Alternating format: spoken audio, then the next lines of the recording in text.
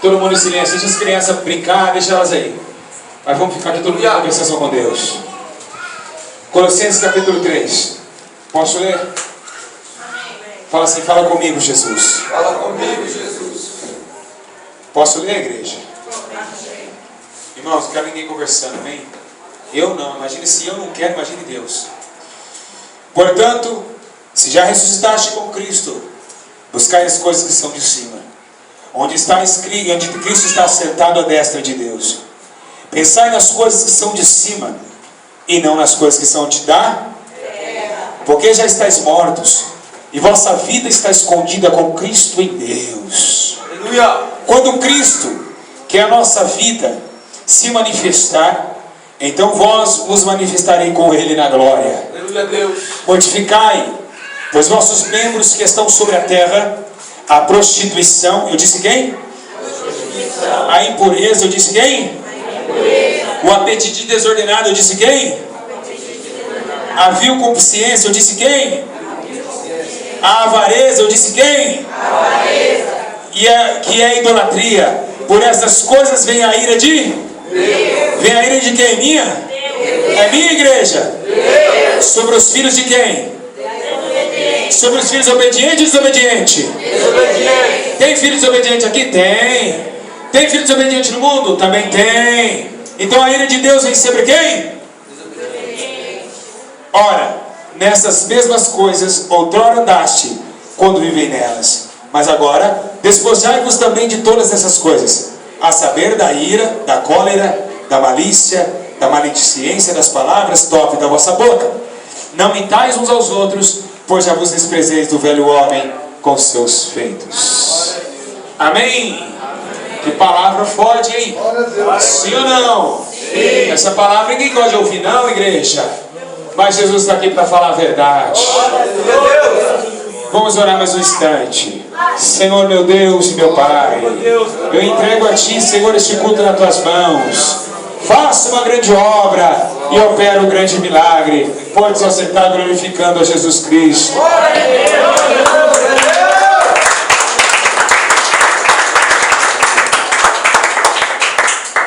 Olha para cá. Amém? Amém. Paulo está escrevendo uma coisa importante.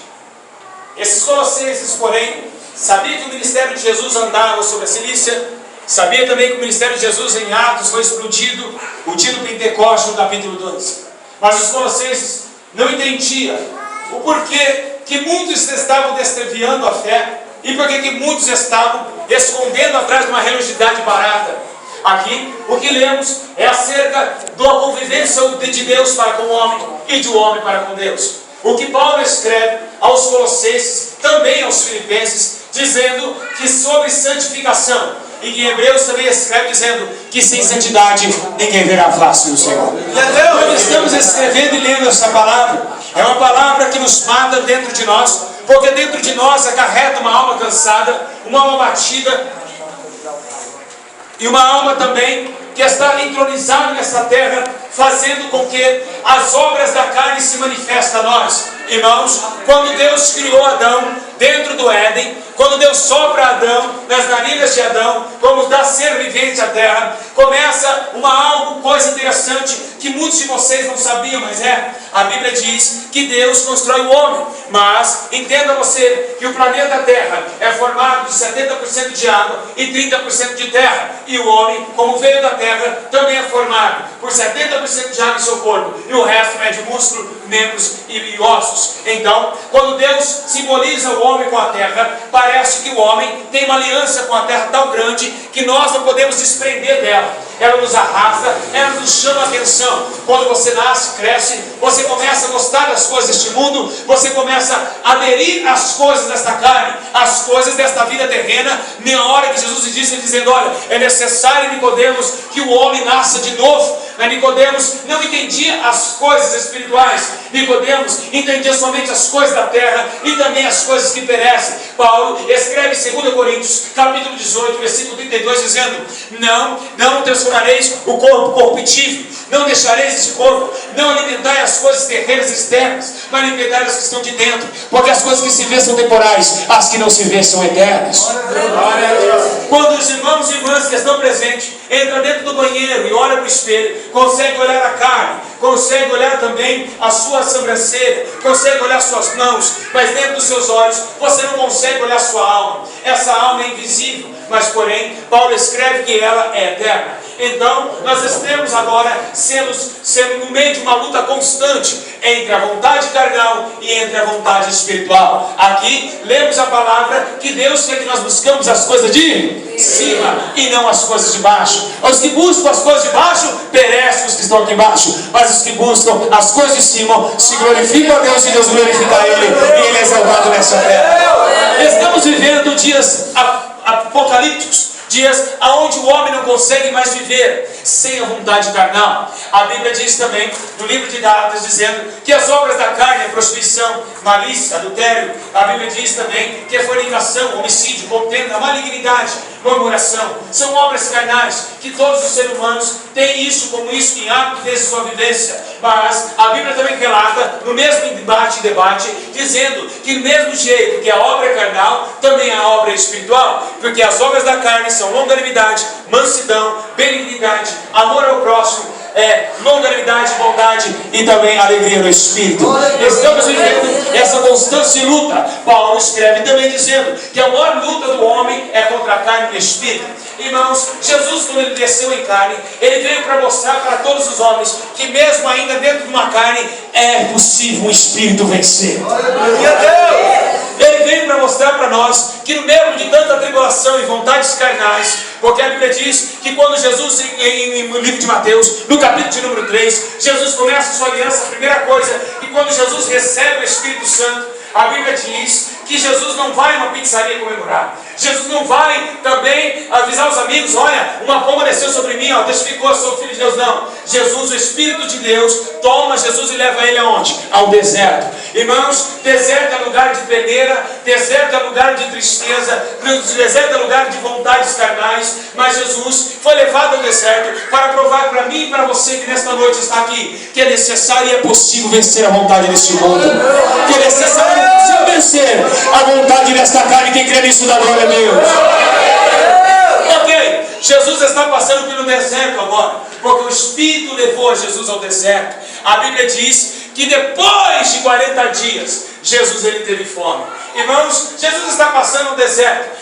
No meio do deserto, eu vejo, irmãos, que muitas pessoas não estão conseguindo mais se reconciliar com Deus, não estão conseguindo mais viver uma vida com Deus, porque estão no meio do deserto. A Bíblia diz que quando Jesus estava passando pelo deserto, o diabo, Satanás, levanta sobre ele e diz: olha, Jesus, parabéns, está aqui no deserto. Veja bem, você está com fome. Sei, você está com fome. Você imagina, irmãos, que toda palavra da Escritura é feita e guiada pelo Espírito de Deus. E mesmo o Espírito testificou em Mateus capítulo 3, que ali o diabo via a necessidade carnal de Jesus. O diabo olhou e viu que dentro de Jesus há uma necessidade, a vontade de comer, havia dentro do corpo de Cristo. E é por isso que ele veio debatendo acerca de comer. O diabo não falou assim: olha, Jesus, vamos ver as coisas de cima. Não, o diabo falou: vamos ver as coisas de baixo, vamos ver a fome. Você está sentindo fome? Então vai, pega essa pedra, transforma em pão, coma ela.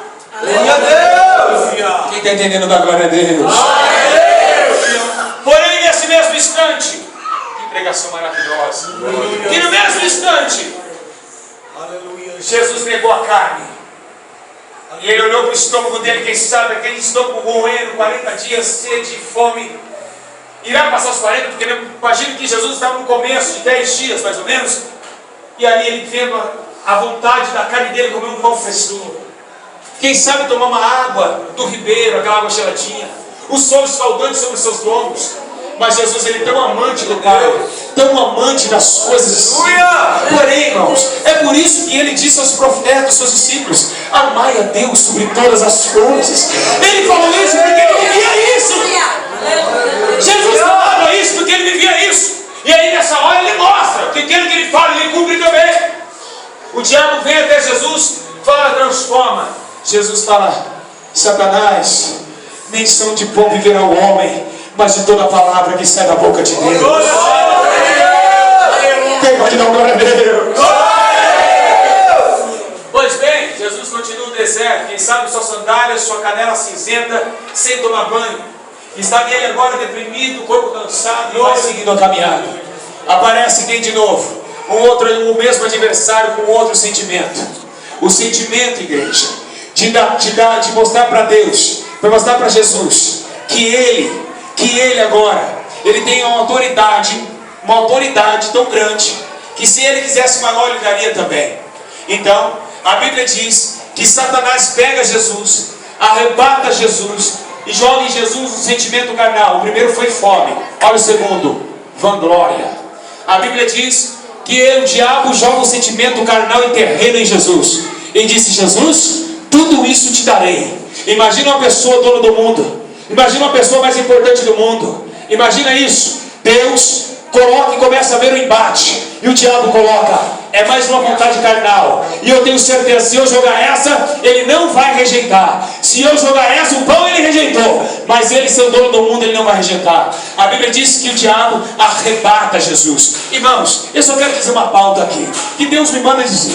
Tem muitos irmãos que sapateiam e diz assim: debaixo do meu pé, Satanás debaixo do meu pé. Pensa bem, se você tem todo o poder contra ele, imagina, o poder que o diabo tem, arrebatou o meu Cristo, pegou de um lugar e colocou no outro. Então veja bem, quando você cantar esse louvor, esteja preparado, porque também o diabo não é fraco, não é um ser também molestável. Irmãos, quando Jesus é tirado do seu próprio lugar e levado ao pináculo de Israel, ele disse: tudo isso te darei se prostrado em me adorares. Jesus olhando, viu quem sabe pessoas adorando o nome dele, viu pessoas também ali aliciando e dizendo: olha, você é o rei. Mas Jesus olhou lá na frente, porque Deus é onipotente, onipresente, onisciente, e Deus sabia que não precisava de um povo corruptível para adorar. Tem um povo santo nessa igreja hoje dizendo isso.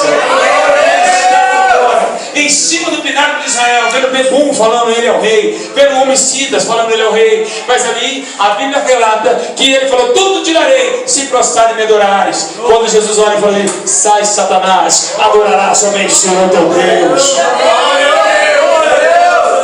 Na outra ocasião, o diabo aparece para ele, também joga Jesus até um certo tempo, um certo limite entre uma altura, um penhasco. A Bíblia relata que também o diabo joga uma vontade carnal em Jesus. Qual é essa vontade, pastor Júlio? Essa vontade carnal, sim, a vontade de achar que é o melhor, achar que Deus está com você mesmo no erro e nos acertos. É isso que aconteceu. Ele está agora no meio da montanha, e agora o diabo fala: se joga daqui, porque está escrito: e todavia, se você jogar, dará ordem aos seus anjos para te guardar em todos os seus caminhos. Isso está escrito em Salmos 91, que dará ordem aos seus anjos para te guardarem. E Jesus, o diabo usou a Bíblia para embater com Cristo. Uma coisa interessante: o diabo vem com as coisas da terra, depois ele vem sabendo que Jesus não ouviu e não adquiriu as coisas da terra e nem carnal. Ele vem com a Bíblia. Olha como o diabo conhece a Bíblia. Ele veio com a palavra de Deus para te fazer como um filho de Deus se corrompesse. Mas Jesus disse: também está escrito: não tentará o Senhor teu Deus. Olha para cá. A vontade carnal, ela sempre vai viver em nossos olhos.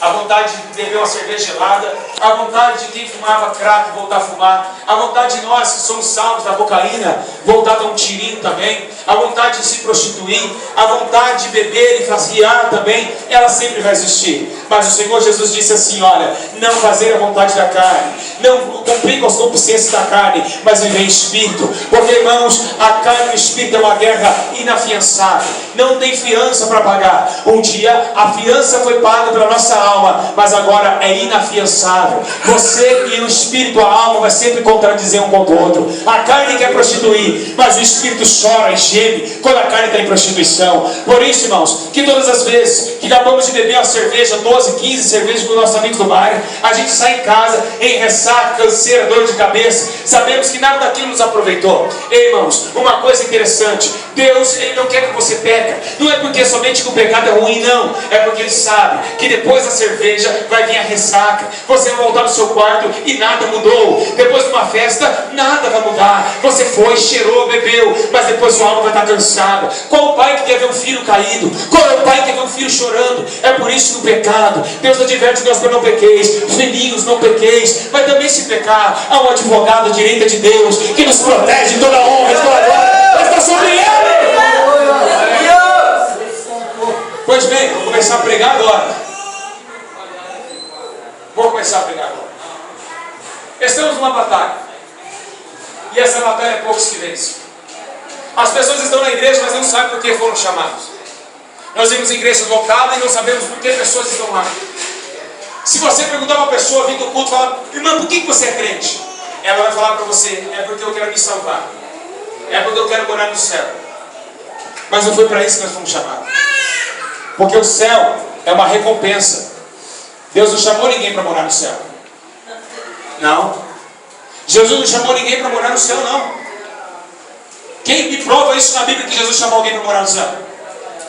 Que hora que Jesus falou? Que hora que Jesus falou assim: eu irei, mas voltarei a vós, para quando buscar eu onde estiver, vocês lá estão também. Mas Ele não chamou nós para morar no céu. A primeira coisa que Jesus chamou você foi para se santificar. Depois da santificação há uma morada. Aleluia a Deus. Então as pessoas entram na igreja assim: eu vejo só o céu, mas não sabem onde está pisando. As pessoas olham somente o céu, mas não olham para a sua vida. E é por isso que muitos estão perecendo. É por isso que a igreja está perecendo. É porque assim, irmão Toninho, eu vou para o céu, vou para o céu, vou para o céu. Não. Você olha para cima e esquece de olhar para baixo. Porque ir para o céu de qualquer jeito, ninguém vai. E as pessoas falam assim: eu estou indo para o céu, irmão, glória a Deus. O cara aqui tudo torto. Está olhando para o céu lá. Vai tropeçando em várias pedras. Jesus nos chamou. E a primeira orientação que Ele dá aos seus discípulos, dizendo assim: vigiai e orai, para que não entrais em tentação. Porque o espírito está pronto, mas a carne é fraca. Aleluia a Deus. Então, há uma controvérsia no setor evangélico no dia de hoje. Porque as pessoas estão dizendo que vão para o céu. Batizei e vou para o céu. Meu nome já está no livro da vida. Negativo. O seu nome só vai ser escrito no livro da vida se você viver uma vida certa com Deus e santa. Aleluia a Deus. Então, vocês que estão aqui nessa noite, olha que palavra maravilhosa nos nossos corações. Eu quero dizer uma coisa: não é fácil viver aqui dentro. Muitos de vocês estão tristes, sabe por quê? Porque tem que chegar em casa, tem que encarar o marido que ficou em casa, tem que encarar pessoas que ficaram lá, que nós vamos chegar cheio da graça, mas eles vão vir com ira e com contenda. Mas eu quero dizer uma coisa certa: vivem as coisas de cima, busca as coisas de cima, porque o Senhor Jesus vai aliviar o fardo de vocês. É possível vencer a prostituição, é possível vencer o cigarro, é possível vencer a cocaína e o baseado, é possível vencer a mentira e a fofoca, porque todo poder é no nome de Jesus. É possível. Glória a Deus. Glória a Deus. Aleluia. Tudo é possível ao que crê. Aleluia. Pastor, eu não consigo mais. Eu quero ir para a igreja, mas não consigo largar isso. Sabe por que você não consegue? Vou te explicar. Há uma luta, carne e espírito. Eu estou entrosado no meio. Se eu olhar para a carne, eu vou cair na carne.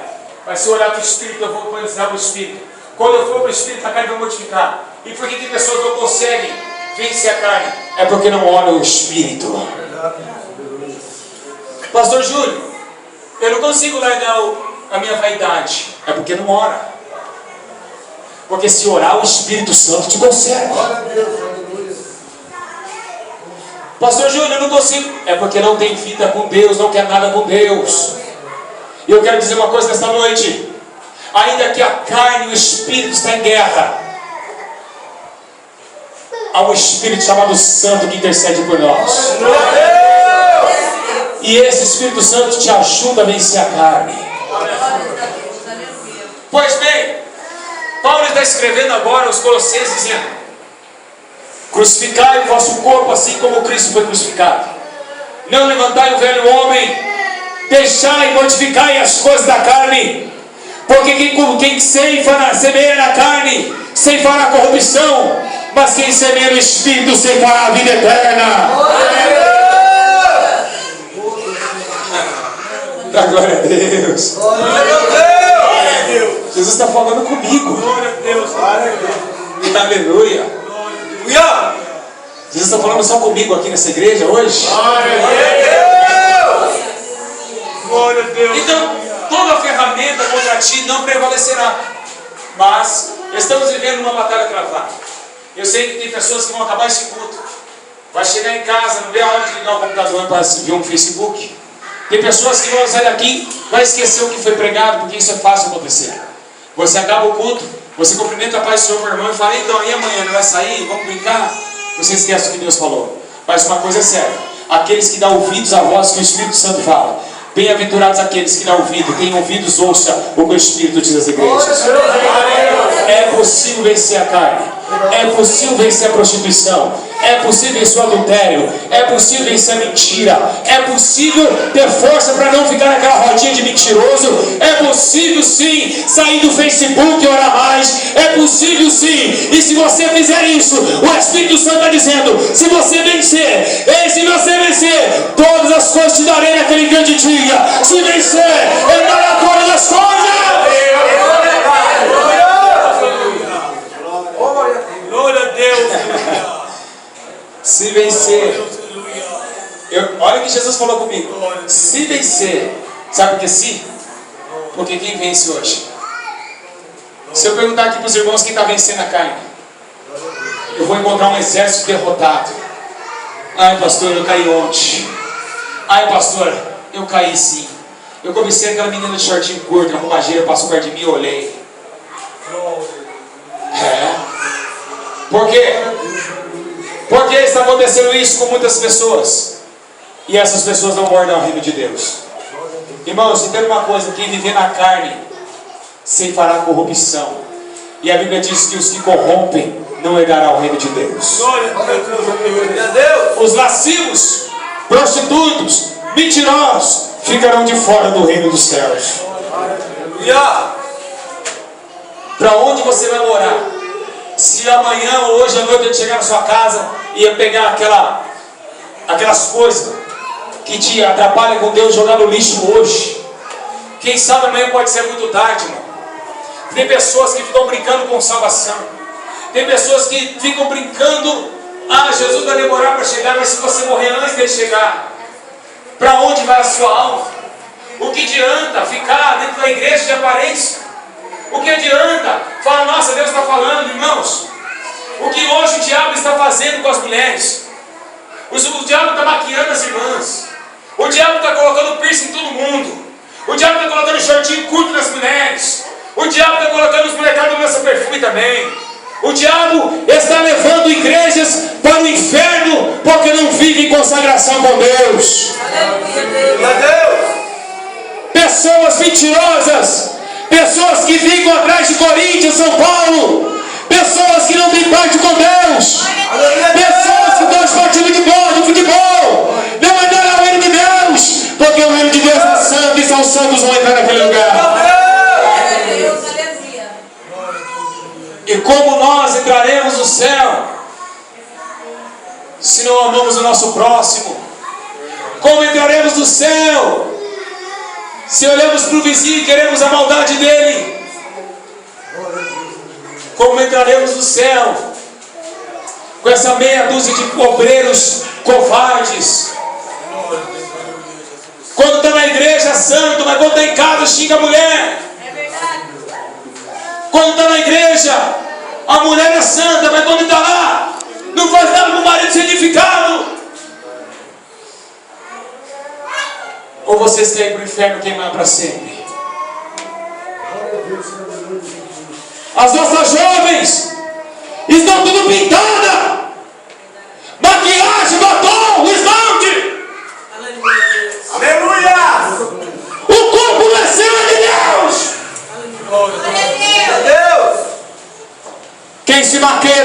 no céu. Porque Paulo escreveu: quem destruiu o corpo, Deus destruirá também. Aleluia, Deus. Esse corpo não é seu. Quem pinta a unha vai para o inferno também.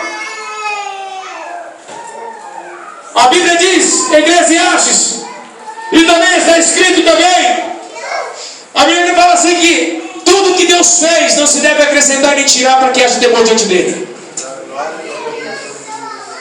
Aí todo mundo fica bonito pro homem.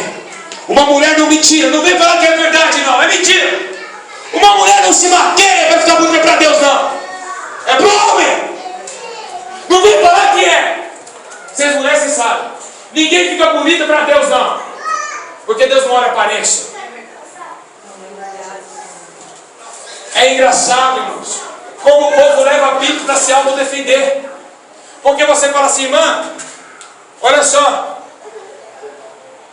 isso não pode, mas eu tenho que ficar bonita para Jesus. Mas quando você fala outra coisa: irmã, isso não pode, mas Deus só vê o coração. Então ela entra em contradição. Ela está bonita para Jesus, sendo que Deus não olha a carne. E outra, que todo o corpo, alma, espírito seja plenamente santo e conservado até o dia do Senhor.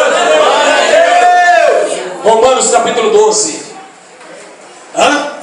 Então não vemos somente que Jesus salva, mas não lemos as outras palavras que Paulo escreveu sobre santidade. Queremos pegar palavras da Bíblia que servem só para nós, o que não serve nós jogamos fora. Ah, isso serve para mim, isso dá, isso não dá, isso para mim dá, isso para mim não dá. A Bíblia não foi feita para ser usada em parâmetros. A Bíblia diz assim: aquele que não cumprir com desses pequenos mandamentos será réu de juízo. Mas para mim, irmão, para mim, eu gosto daquela palavra: tudo é possível que crê. Deus é fiel. Para mim tá bom, essa palavra também é boa. Mas aquela palavra fala assim: ó, sem santidade ninguém verá o Senhor. Para mim não serve.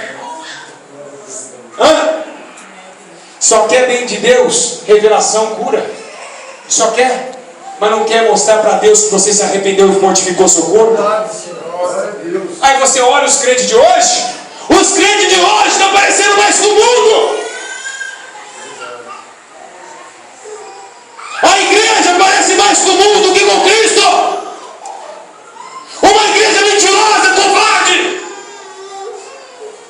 que não tem vida de oração, que não tem vida de comunhão com Deus. Aleluia! E diz que vai morar no céu. No céu a boca não onça, só se for. Aleluia, Deus.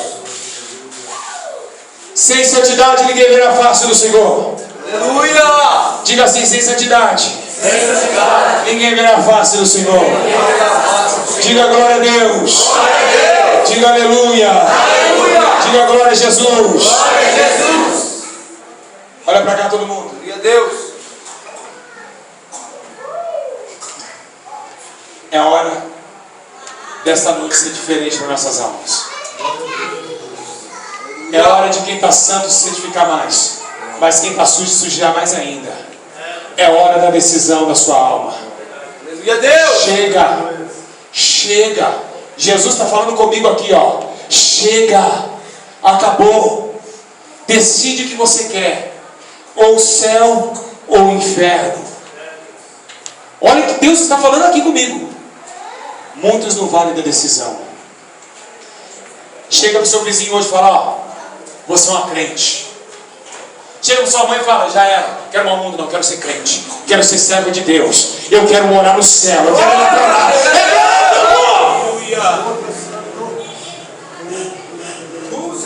Porque se eu falar que quer morar no céu, todo mundo levanta a mão aqui. Eu duvido que fica um sem levantar. Mas se eu falar que quer morar no inferno, ninguém levanta a mão. Mas morar no céu desse jeito, do jeito que a sua alma está, do jeito que a sua vida está, você quer morar no céu? Não vai. O céu é tomado à força. Tem que largar muita coisa para entrar nos céus. Quem vive por isso aqui, ó, pelos olhos naturais, não entende as coisas do Espírito.